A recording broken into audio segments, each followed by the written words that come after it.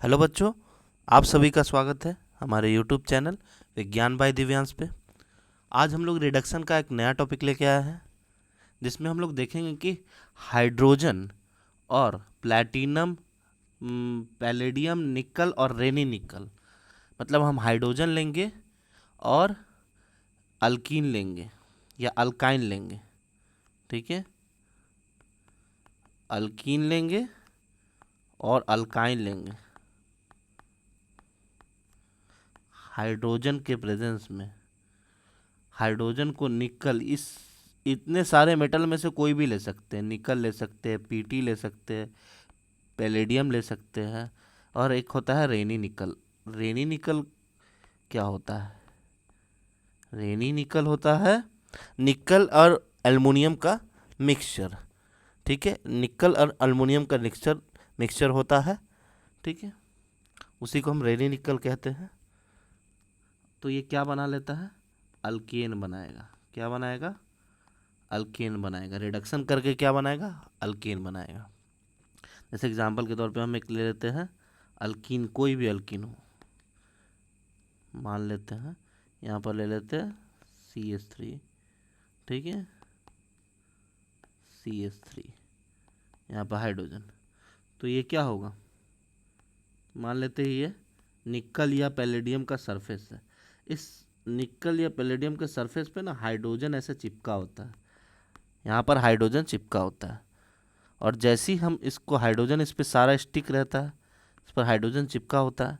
ये हाइड्रोजन जैसे ही नज़दीक लाते हैं तो ये डबल बॉन्ड के कारण इसमें पोलैरिटी डेवलप हो जाता है। इसमें मान लेते हैं पार्शियल पॉजिटिव डेवलप हो गया, इस पर पार्शियल नेगेटिव।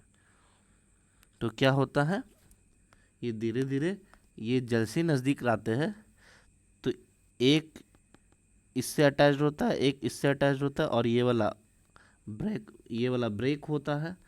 एक डबल बॉन्ड ब्रेक होता है और ये भी ब्रेक होता है। ये ब्रेकिंग, ये ब्रेकिंग। ठीक है, और ये फॉर्मेशन, ये फॉर्म्ड होता है। और नेक्स्ट स्टेप में क्या होता है, ये CH3C, और यहाँ पर एक हाइड्रोजन तो पहले से था, ये वाला हाइड्रोजन तो पहले से था, और यहाँ पे एक हाइड्रोजन यहाँ और एक यहाँ हाइड्रोजन जुड़ जाता है और बना लेता है अल्केन। हाइड्रोजन डबल बॉन्ड को तोड़कर सामने सामने जुड़ जाता है। तो ये जो हम निकल लिए हैं, अब पीटी या पीडी ले लेंगे, तो ये क्या, इसका काम क्या है? या रेनी निकल ले लेते हैं, इसका काम ये है, ये सरफेस प्रोवाइड कराता है। Provide surface for hydrogen. और हाइड्रोजन क्या करता है, इसके सामने सामने में चिपक जाता है। अगर हम अल्काइन भी लेते हैं, अल्काइन ले लेते हैं, अल्काइन ले लेते हैं, तो क्या होगा? H2 ले लेंगे, PD, PT, Ni ले लेते हैं, तो क्या होता है? हाइड्रोजन, दो हाइड्रोजन आएगा, ऐसे जुड़ेगा। हम इसको थोड़ा रब कर देते हैं,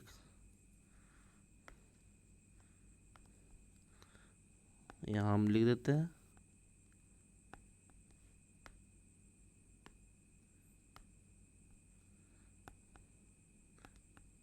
हाइड्रोजन, यहाँ पे भी लिख देते हैं हाइड्रोजन। ये ये सामने सामने जुड़ेगा और ये वाला टूट जाएगा। ठीक है, हाइड्रोजन का बॉन्ड एक टूटेगा, एक ट्रिपल बॉन्ड टूटेगा, दोनों बॉन्ड टूट जाएगा और सामने सामने जुड़ जाएगा। तो ये बन जाएगा RCH3CH3, बन गया अल्केन। मतलब पहले हम ये कहेंगे कि डायरेक्ट नहीं बनेगा, पहले एक सिंगल बॉन्ड टूटेगा, डबल बॉन्ड बनेगा। ठीक है, और वहाँ पर रिएक्शन रुकेगा नहीं, यहाँ पर रिएक्शन रुकता नहीं है। हम ये नहीं सोच सकते कि अगर मान ली कि हम चाहते हैं कि अल्केन को यहाँ रोक ले, तो नहीं, ऐसा हो सकता है। पीटी और पीडी एनआई का काम क्या है? सरफेस प्रोवाइड करना है। ये सरफेस प्रोवाइड कराता है।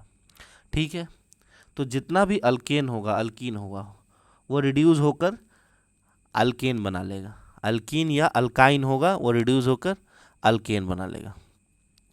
तो हम यहाँ पर देखेंगे, इसी को बोलते हैं हाइड्रोजिनेशन। इसी को क्या बोलते हैं? This process is called hydrogenation. Hydrogenation, ठीक है।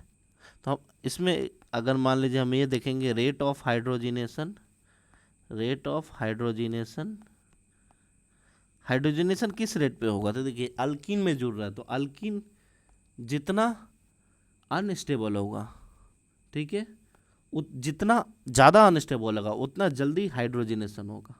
तो हम ये कहेंगे कि rate of hydrogenation is inversely proportional to the stability of alkene, ठीक है, अल्कीन, ठीक है। और एक चीज़ और, रेट ऑफ हाइड्रोजिनेशन हम ये भी कह सकते हैं कि rate of hydrogenation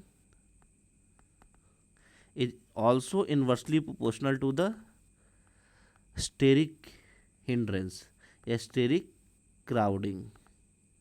steric hindrance और स्टेरिक क्राउडिंग का मतलब क्या हुआ, हम समझाते हैं कि अगर मान लेते हैं यहाँ डबल बॉन्ड है, ठीक है, ये CH3 है, यहाँ पे CH3 है, यहाँ पे भी CH3 है, यहाँ पे भी CH3 है। अगर हम इस पे हाइड्रोजन जोड़ना चाहे, इसका रिएक्शन कराए, H2 PD PT NI, कोई भी ले सकते हैं, PD NI PT, तो क्या होगा? हाइड्रोजन आएगा और दोनों यहाँ अटैच्ड होगा और डबल बॉन्ड को तोड़ेगा। और एक रिएक्शन हम ये भी लिखते हैं कि CH3 और H, ये डबल बॉन्ड CH3, यहाँ पे H, यहाँ भी अगर हम रिएक्शन कराते हैं H2 PT PD NI, देखिए यहाँ पर एक हाइड्रोजन है, तो जब हाइड्रोजन इस पे अटैच्ड होने आ रहा होगा तो दोनों में क्या अंतर आएगा? इसमें रेट ऑफ रिएक्शन थोड़ा सा स्लो हो जाएगा।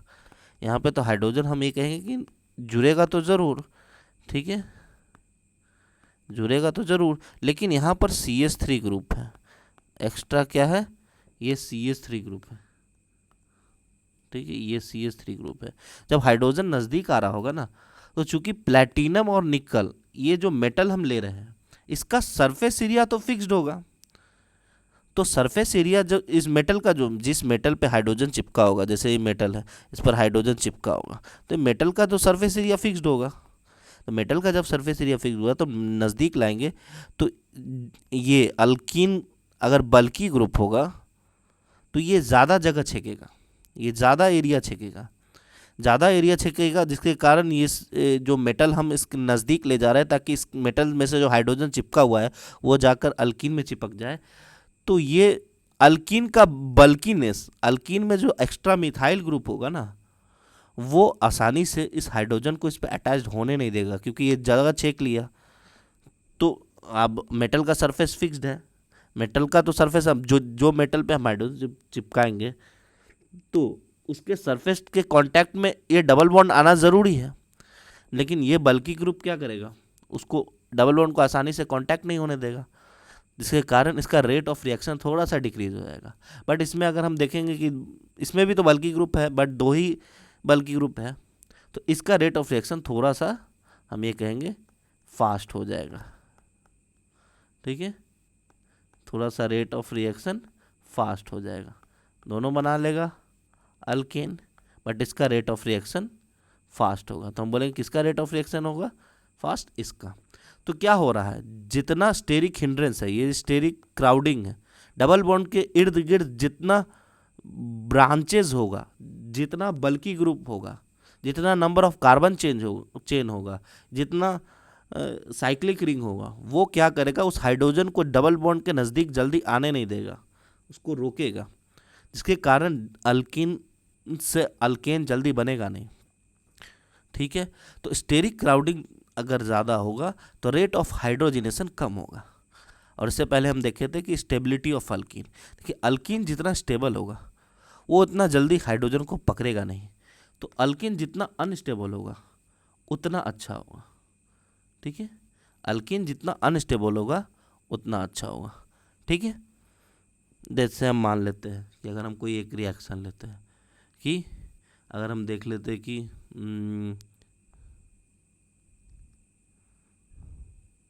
ये एक अल्कीन है,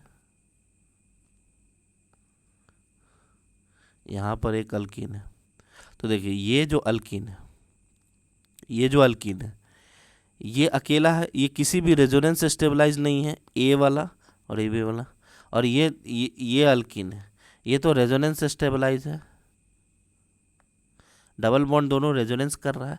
तो रेजोनेंस करने के कारण अल्कीन अल्कीन का स्टेबिलिटी क्या हो जाएगा, स्टेबिलिटी इंक्रीजेस।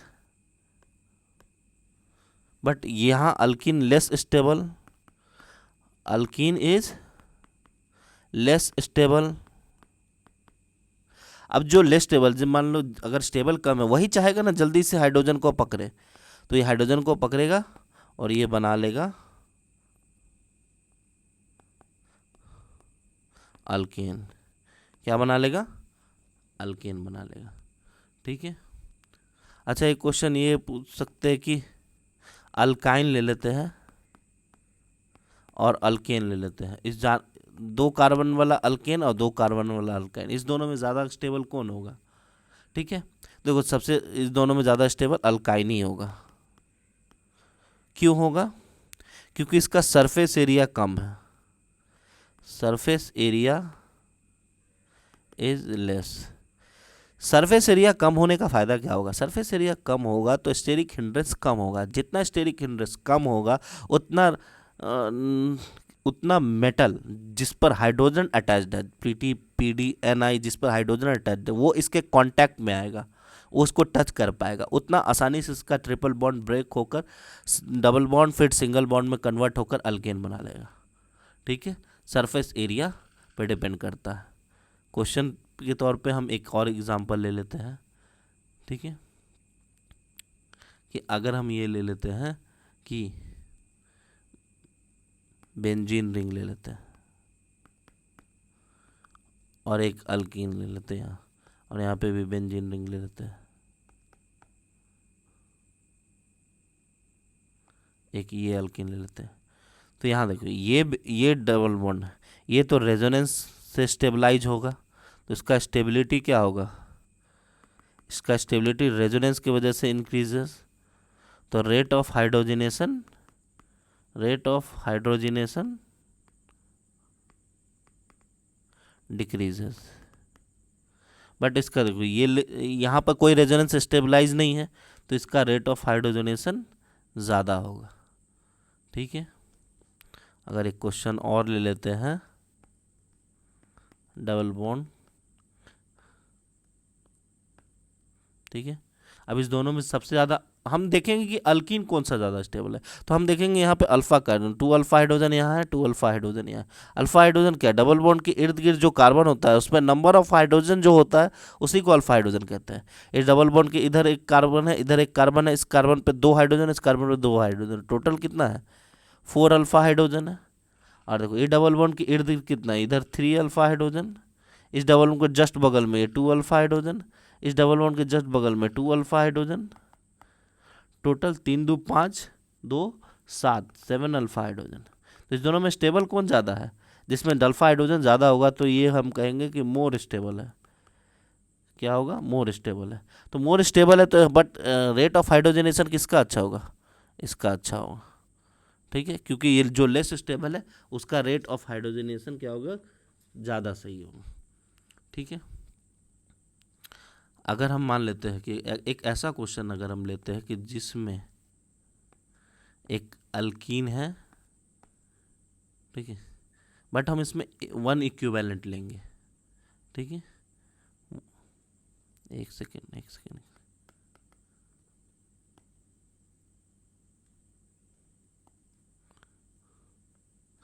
यहाँ हम H2 लेंगे, PT PD या NI लेंगे, बट 1 इक्विवेलेंट लेंगे, मतलब हम एक ही हाइड्रोजन लेंगे।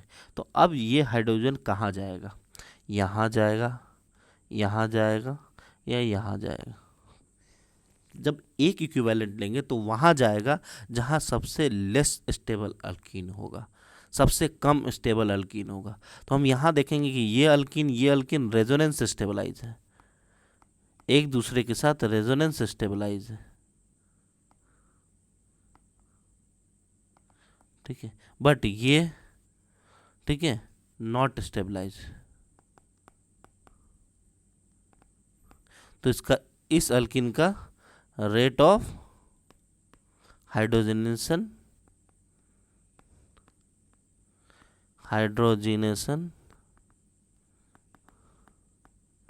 Is greater,